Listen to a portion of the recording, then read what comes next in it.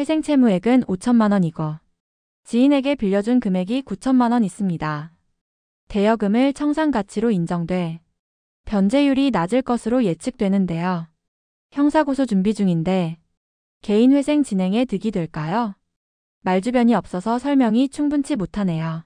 우리 채무자분들이 이렇게 다중채무자로서 금융기관에는 빚이 있지만 본인도 채권자인 경우가 있어요. 뭐 금융기관에서 빌린 돈이든지 본인이 원래 가지고 있던 돈이든지 돈을 자기 지인이나 누구한테 빌려준 거예요.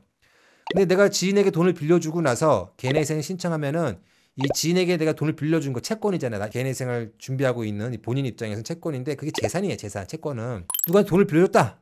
그러면은 청산가치에 반영합니다. 청산가치에.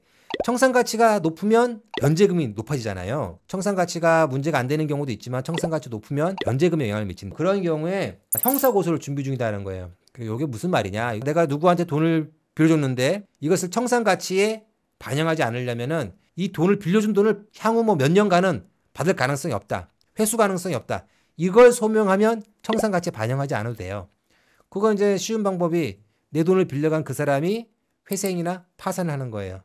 못 돌려받겠죠. 회생하면 좀 일부분 돌려받을 수 있겠고 파산하면 전혀 못 돌려받죠. 그래가지고 회수 가능성을 완전히 없애거나 축소시키는 거예요. 그래서 제가 예전에 방송에서 이제 가족에게 뭐 아들에게 부모님에게 내가 돈을 이렇게 좀 준 적이 있다. 그럼 두 손 같이 붙잡고 같이 회생을 신청해야 된다 이렇게 말씀드린 적이 있어요. 네, 바로 그런 것 때문이고 또 그런 케이스가 아니라고 한다면 이렇게 형사고소하는 케이스가 돼요. 형사고소라는 거는 사기죄.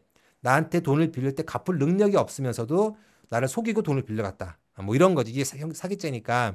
그래서 그런 사기죄를 고소를 하겠다는 거예요. 그럼 고소했다는 얘기는 갚을 능력이 없다라는 거를 간접적으로 증명하는 거죠, 법원에게. 법원에서는 내가 이제 이 사람한테 돈을 빌려줬다. 그러면 청산가치 반영하라고 보정이 나옵니다. 그러면은 받을 가능성이 없다. 그래서 내가 이 사람을 고소했다. 이렇게 이제 보정을 하게 됩니다. 그러면 법원에서는 이제 고소했으면은 고소장 사본을 제출해라 이렇게 말을 해요. 그래서 고소 내용을 어떻게 고소했는지를 제출해야 되는 건 되기 때문에 고소장을 잘 쓰셔야 돼. 정말 그 사기를 당하셨으면 사기당한 그 사실관계를 잘 정리해서 쓰셔야 되고 주의하실 거는 본인 회생에 유리하겠다고 해가지고 사기죄도 아닌데 막 사기죄로 고소하고 그러면 그 무고죄로 처벌받을 수 있습니다. 이 고소장에 사실만 다 적어놓으면은 무고는 해당되지 않아요. 근데 거기 허위 사실이 있으면 무고죄가 될 수가 있어요.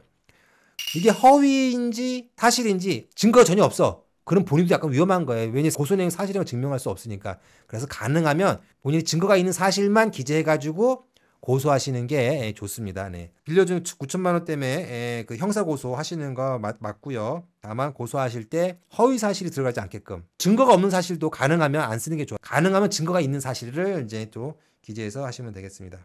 돈을 빌려준 게 있는데 그 돈을 받을 수 없을 것 같습니다. 그런데 제가 다른 곳에서 빌려서 준 돈인데요.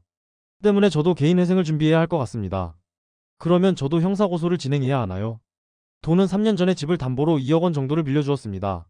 고소를 안 하면 2억을 청산가치에 반영하라고 해요.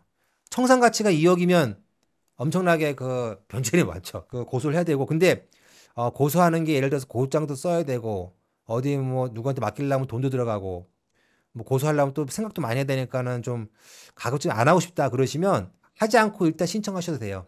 신청했는데 법원에서 청산가치에 반영해라. 그러면 그때 고소하셔도 돼요. 근데 이제 고소하고 준비하고 막 이러면 또 그게 오래 걸리니까 보존기한도 연장해야 되고 그런 일이 발생할 수가 있어요. 그래서 정말 본인이 사기를 당하신 거라면 고소한다고 해가지고 본인한테 불이익되는 건 아니니까 고소하시면 되겠습니다. 예.